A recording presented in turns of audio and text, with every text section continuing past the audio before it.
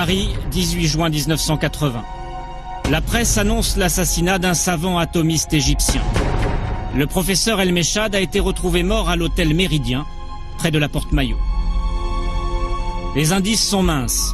Pas d'arme du crime, aucune empreinte, pas de traces d'effraction. Crime crapuleux, affaire de mœurs, espionnage, mystère. Le même jour, à Jérusalem. Alors que la presse française échafaude toutes sortes d'hypothèses, la radio publique israélienne est visiblement très bien informée. Elle donne même ce qui pourrait être le mobile du crime. La victime était l'un des rares Arabes faisant autorité dans le domaine de l'énergie nucléaire. Sa mort va retarder d'au moins 2 ans la mise au point d'un armement atomique par l'Irak. Israël a-t-il demandé au Mossad, son service secret, d'abattre en plein Paris cet homme clé du programme nucléaire irakien? Les agents israéliens ont-ils opéré sur le sol français en toute impunité? Pour la première fois, des témoins de cette affaire parlent. Révélation sur cette guerre de l'ombre menée par l'un des services de renseignement les plus redoutés du monde.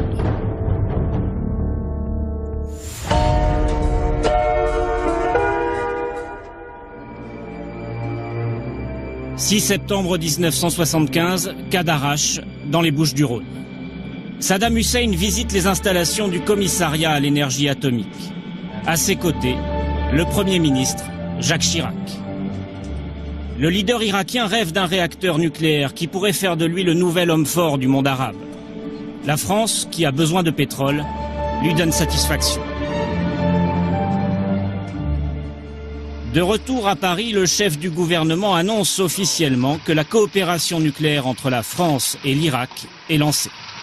Eh bien, l'accord de coopération nucléaire est au point, nous l'avons même complètement arrêté.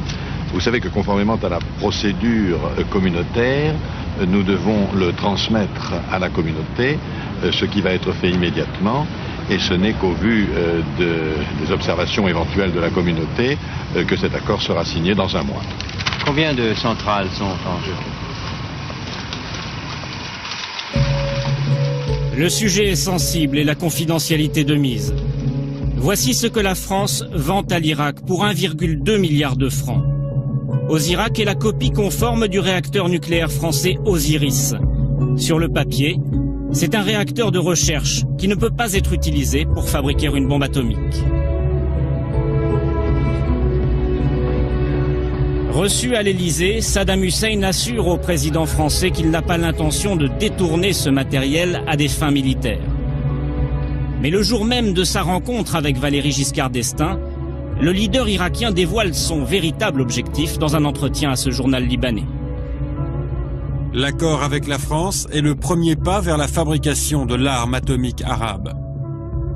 À 3500 km de Paris, Menahem Begin, le Premier ministre israélien, sonne l'alarme. Leader de la droite dure, il est déterminé à défendre coûte que coûte la sécurité de l'État juif, entouré de pays arabes hostiles. Arié Nahor, ici à gauche, était à l'époque son plus proche conseiller. Il se souvient de l'inquiétude de Menahem Begin au sujet d'Osirak. Begin nous a dit: hier, quand je suis rentré chez moi, j'ai vu des enfants jouer dans le jardin. Et je me suis dit à moi-même, nous ne devrons jamais permettre à ce salaud d'infliger à ces enfants qui vivent ici ce que d'autres enfants juifs, d'autres petits Shlomo et Sarah, ont vécu là-bas. Il voulait dire en Europe, pendant l'Holocauste. C'est ainsi qu'il a élaboré sa doctrine nucléaire. Selon cette doctrine, l'État hébreu ne laissera jamais aucun pays ennemi, ceux qui ont juré de détruire Israël, produire ou utiliser des installations nucléaires.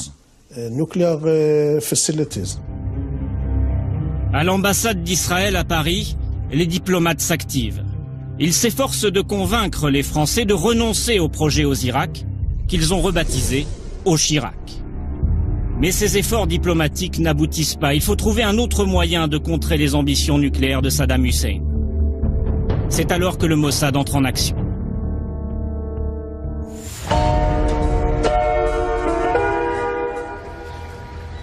La Seyne-sur-Mer, dans le Var. C'est dans cette société que sont entreposées les pièces maîtresses du réacteur de Saddam Hussein. Objectif du Mossad, détruire ce matériel nucléaire avant son départ pour l'Irak. Début 1979, un agent du Mossad loue un appartement dans cette résidence luxueuse. Elle est située à 2 km de l'objectif, distance idéale pour préparer l'opération sans se faire repérer. Après plusieurs mois d'observation, le plan est prêt. Le sabotage est prévu dans la nuit du 5 avril, 4 jours seulement avant l'expédition du matériel à Bagdad. Cet homme s'appelle Gad Shimron.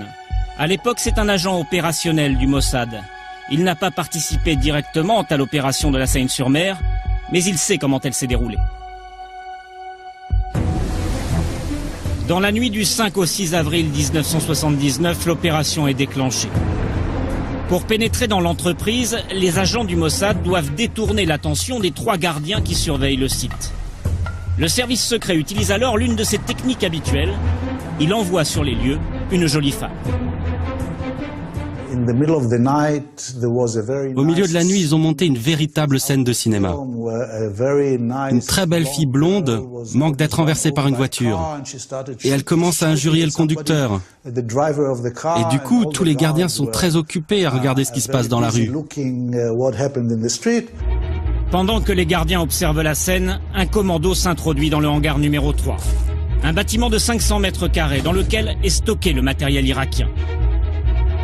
Les artificiers placent leurs explosifs, munis de retardateurs.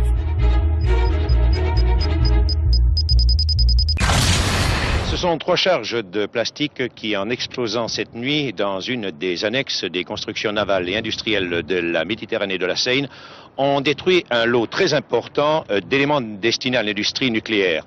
Il y avait un bloc destiné à recevoir des piles atomiques et 2 réacteurs expérimentaux pour l'Irak. Pour ne pas être accusé, le Mossad doit maintenant brouiller les pistes. À 13h, coup de téléphone au journal Le Monde. Le sabotage est revendiqué par une organisation écologiste dont personne n'a jamais entendu parler. Je pense que d'une certaine manière, ça montre l'esprit créatif du Mossad. Ils ont imaginé cette revendication anonyme d'une organisation écologiste qui dit « Nous avons fait sauter le cœur du réacteur car nous sommes contre le nucléaire ». Et croyez-moi, en 79, c'était très vraisemblable. Au même moment, les écologistes manifestent dans le nord de la France. La crainte du nucléaire est dans l'air du temps. La revendication est crédible.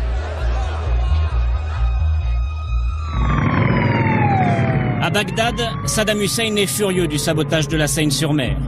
Il veut que la France reconstruise à neuf les pièces endommagées.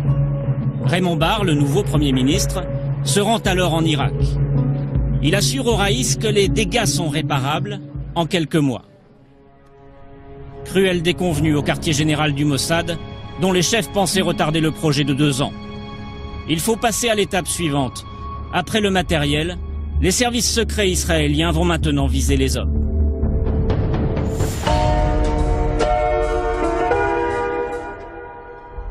Le professeur El Meshad, 47 ans, est l'un des hauts responsables du programme nucléaire irakien. Le savant atomiste est venu à Paris pour s'assurer que la France livrera bien à l'Irak de l'uranium enrichi, indispensable à la fabrication d'une bombe atomique. Le 14 juin 1980, la police le retrouve mort, assassiné, dans sa chambre de l'hôtel Méridien. L'assassinat est lié au nucléaire, l'affaire est sensible. Elle est confiée à cet homme, Jean Baklouti. Grand spécialiste du contre-espionnage, il est numéro 2 de la direction de la surveillance du territoire. C'est aujourd'hui la première fois qu'il s'exprime sur ce dossier. À l'époque, Jean Baklouti fait tout de suite le rapprochement entre le meurtre d'El Meshad et le sabotage de la Seine-sur-Mer, car il n'a jamais cru à la revendication écologiste. C'était bidon, hein. Ne nous faisons aucune illusion. L'explosion est due effectivement au service secret d'Israël. Ça c'est sûr. Oui, c'est sûr. Ne serait-ce que par les explosifs utilisés d'ailleurs. Les explosifs utilisés étaient des explosifs d'une certaine nature qu'on ne trouve pas ici. Là, on se rend compte que ça ne peut pas être du travail fait par des amateurs. Donc c'était signé, et c'était signé du Mossad. C'est signé du Mossad. Persuadé que le Mossad est également responsable de l'assassinat d'El-Meshad, Jean Baklouti enquête dans l'hôtel. En interrogeant le personnel, il apprend que le savant n'était pas seul lorsqu'il a pris sa chambre au Méridien. L'établissement est fréquenté par de nombreuses call girls qui vendent leur charme aux hommes d'affaires de passage pour quelques milliers de francs. L'une d'entre elles accompagnait El-Meshad, Marie-Claude Magal, 32 ans. Ce dont nous savons par le concierge de l'hôtel, c'est qu'elle est arrivée à l'hôtel avec Meshad, que c'est elle qui manifestement le guidait, que Meshad a retenu sa chambre à ce moment-là et pas avant. Donc, ce qui est assez inhabituel d'ailleurs pour des gens qui se déplacent comme ça, et que naturellement, elle a passé une partie de la nuit à l'hôtel avec lui. Jean Baklouti reconstitue très vite le scénario du meurtre.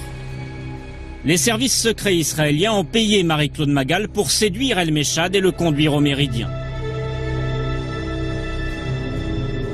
Une fois le savant endormi, la call girl quitte l'hôtel, elle téléphone à son employeur et donne le numéro de la chambre, 90-41. Un tueur du Mossad passe alors à l'action. Il monte au 9e étage et se dirige vers la chambre de l'ingénieur. Le meurtre, particulièrement violent, fait plus penser à un crime crapuleux qu'à une opération de service secret. Mais quand les circonstances l'exigent, le Mossad n'hésite pas à utiliser des armes blanches. Ils ont voulu que ça se passe le plus discrètement possible. Donc le meilleur moyen de tuer quelqu'un dans un hôtel où il y a des va-et-vient, c'est de l'égorger. Dans les semaines qui suivent l'assassinat, Marie-Claude Magal est introuvable. Jean Baklouti enquête alors auprès des proches de la jeune femme et leur montre des photos de plusieurs agents du Mossad. Coup de chance, l'un d'entre eux a été vu en compagnie de la jeune femme. La DST identifie ainsi l'homme qui a recruté la call girl et assassiné El-Meshad. Nous avons identifié physiquement le gars qui l'a fait. Nous savons quel est le gars.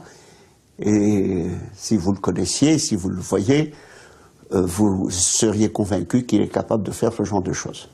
Pourquoi ? Physiquement, c'est une brute, c'est un bonhomme capable de tout faire et convaincu de toute façon qu'il faut défendre Israël à tout prix, il aurait été capable de tout faire par patriotisme. C'est un agent du Mossad, hein ? Ah, c'est un agent du Mossad. Cet homme du Mossad, la DST le connaît sous le nom de Krif. C'est l'un des agents qui opère depuis l'ambassade d'Israël à Paris. Mais pour prouver que Krif est bien le coupable, Jean Baklouti doit interroger Marie-Claude Magal. Si la call girl confirme que l'agent du Mossad est bien son employeur, l'enquête sera bouclée. 3 semaines après l'assassinat, la police finit par retrouver la jeune femme, réfugiée chez ses parents à La Rochelle, et la convoque au quai des Orfèvres. 12 juillet 1980, boulevard Saint-Germain, 2h30 du matin. Dans quelques heures, Marie-Claude Magal doit se rendre chez la police. Une dispute éclate entre la call girl et un homme qui sort de ce café. L'homme pousse violemment la jeune femme sur la chaussée. Une voiture passe. Le témoin clé du meurtre d'El-Meshad trouve la mort dans ce qui ressemble à un banal accident de la circulation. À partir d'un moment où ils ont su qu'on était en train de remonter la filière, il fallait se débarrasser de la bonne femme. Hein. C'est le témoin gênant, ça, vous savez. Le témoin gênant, on s'en débarrasse comme on peut. Elle a été poussée sous une voiture boulevard Saint-Germain et elle a été tuée. Poussée par qui ? Par un tiers qu'on n'a pas identifié. Hein. On a identifié le gars qui l'a écrasé, sur lequel on a eu beaucoup de soupçons, sans pouvoir l'établir, parce qu'on a pensé que c'était une opération montée, mais nous n'avons pas pu l'établir. Sans le témoignage de Marie-Claude Magal, la DST ne peut pas prouver l'implication du Mossad dans le meurtre d'El-Meshad. Difficile alors pour les pouvoirs publics français d'engager une procédure judiciaire ou de protester officiellement auprès d'Israël. Jean-François Poncet est alors ministre des Affaires étrangères.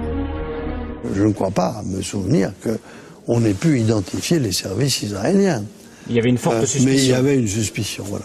Et justement, quelle est à ce moment-là la position de la France? Est-ce que c'est de dire il faut tout faire pour empêcher que des actions telles que celle-ci se mènent sur notre sol? Ou est-ce qu'on laisse faire en se disant... On ne peut pas, sur une suspicion, bâtir une politique. Après l'assassinat d'El-Meshad, les ingénieurs irakiens en visite au CEA craignent pour leur vie. Ils sont protégés en permanence par des policiers de leur pays qui se font passer pour des stagiaires en formation. Gérard Bontron était à l'époque le directeur du projet aux Irak. Il a bien connu un autre savant travaillant pour l'Irak, Abdul Rassoul, qui est mort dans des circonstances troublantes. Après avoir partagé un repas avec Abdul Rassoul et une dizaine de collègues français, Gérard Bontron apprend que l'ingénieur irakien est tombé subitement malade. Il envoie son adjoint aux nouvelles. Mon adjoint, le docteur Graff, là, est allé le voir. Il m'a dit, quand il est revenu, il m'a dit, écoutez, je suis très impressionné. Il est gonflé, il a une peau qui est devenue grise comme celle d'un éléphant. Il parle à peine. Et on m'a dit qu'on ne savait pas ce qu'il avait.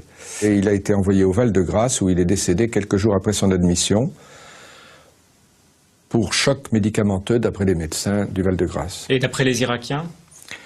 Les Irakiens, eux, ont tout de suite imaginé et affirmé qu'il s'agissait d'empoisonnement et qu'ils avaient analysé ses viscères au retour du corps, ce qui les avait confirmés dans cette opinion. Un second collègue irakien qui disparaît brutalement, Gérard Bontron et les ingénieurs français qui travaillent sur le projet sont sous le choc. Ils commencent à prendre peur. Sont-ils, eux aussi, dans la ligne de mire du Mossad ?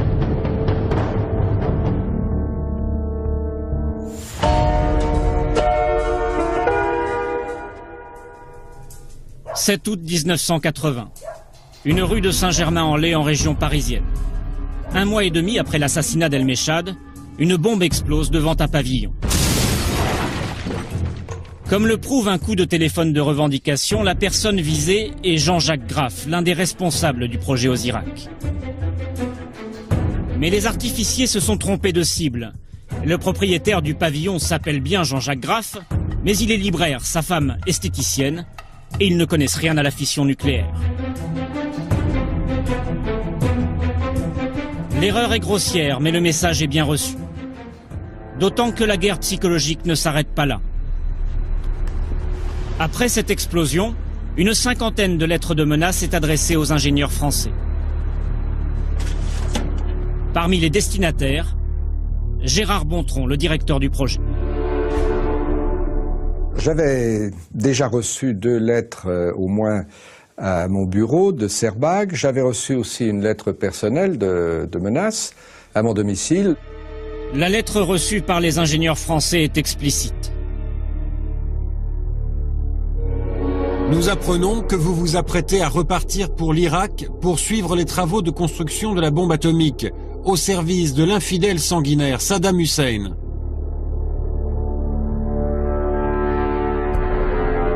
Si vous décidez de récidiver, nous ne répondons plus de votre vie, de celle des membres de votre famille et de vos biens. C'est une bonne méthode pour empêcher les ingénieurs français d'aller en Irak. Vous n'avez pas besoin de les tuer, vous envoyez juste une lettre. Finalement, c'est très humain. Les lettres sont signées du Comité de sauvegarde de la Révolution, un groupe islamiste inconnu. Là encore, comme après le sabotage de la Seine-sur-Mer, il s'agit de brouiller les pistes en faisant croire, cette fois, à une action islamiste. Mais lorsqu'ils passent aux menaces téléphoniques, les agents du Mossad ont du mal à se faire passer pour des terroristes arabes. À 2 heures du matin, j'ai été réveillé par une personne qui, s'exprimant avec un évident accent arabe, a répété en gros les menaces qui étaient dans les courriers que j'avais reçus. Et je l'ai fait répéter pour essayer d'en tirer plus de renseignements, et l'accent arabe a disparu, puis il m'a dit « Oh, puis vous m'avez bien compris, terminé ». La ligne n'était pas sur écoute, impossible à l'époque de retracer l'appel. Pour les lettres de menace, en revanche, la DST trouve une piste.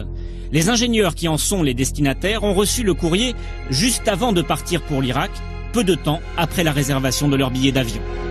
Nous nous sommes aperçus que c'était l'ordinateur d'Air France qui était piraté. On a retrouvé tous les listings, etc., avec les dates précises. Nous avons nos sources d'information aussi. Et nous avons su qu'effectivement, à partir de là, les lettres étaient rédigées à l'ambassade d'Israël. Vous saviez que le piratage venait de l'ambassade d'Israël, oui. Où le Mossad est également installé. Oui, automatiquement. Hein. La campagne d'intimidation conçue à l'ambassade d'Israël provoque une vingtaine de défections parmi les ingénieurs français. pas suffisant pour enrayer le projet aux Irak. Le Mossad va-t-il aller plus loin, mettre ses menaces à exécution en tuant des ingénieurs français? Cela n'a jamais été envisagé. Jamais. Pourquoi? Parce que nous n'étions pas en guerre avec la France, nous voulions être amis de la France. Début 1981, malgré 2 ans d'action du Mossad sur le sol français, le réacteur irakien est presque terminé. Les services secrets israéliens ont retardé le projet de Saddam Hussein, mais ils n'ont pas réussi à y mettre un terme. Échec du Mossad?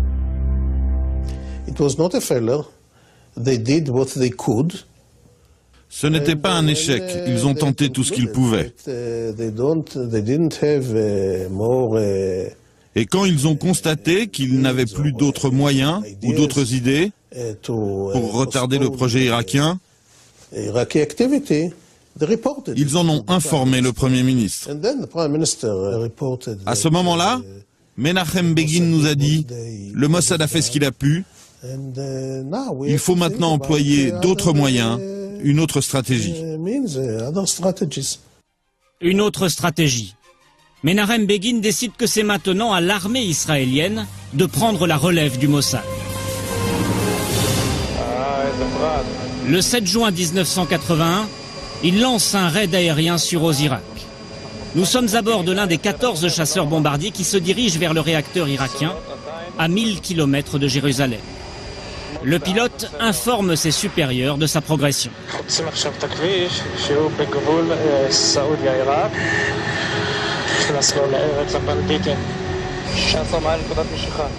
À 18h30, l'objectif est en vue. Les pilotes israéliens lâchent 16 tonnes de bombes sur Osirak. L'opération dure seulement 2 minutes.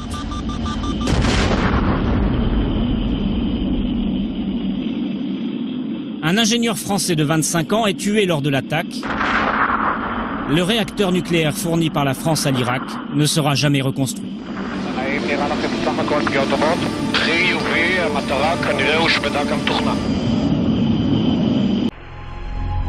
Israël a-t-il demandé au Mossad, son service secret, d'abattre en plein Paris cet homme clé du programme nucléaire irakien? Les agents israéliens ont-ils opéré sur le sol français en toute impunité? Pour la première fois, des témoins de cette affaire parlent. Révélation sur cette guerre de l'ombre menée par l'un des services de renseignement les plus redoutés du monde.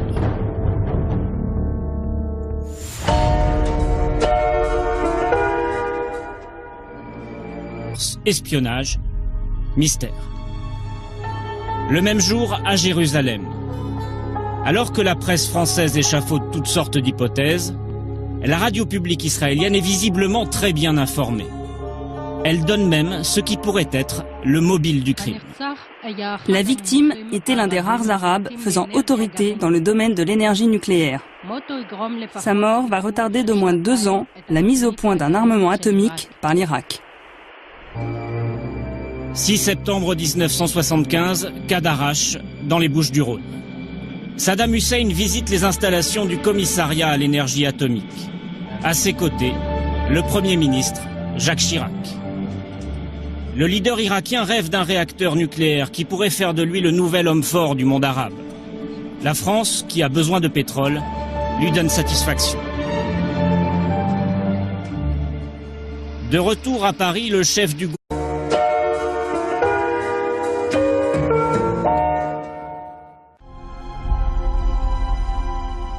Paris, 18 juin 1980.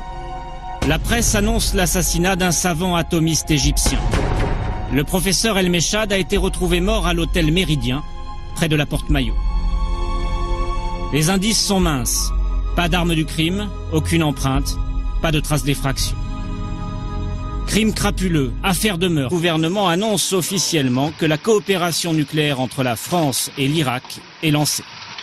Eh bien, l'accord de coopération nucléaire est au point, nous l'avons même complètement arrêté.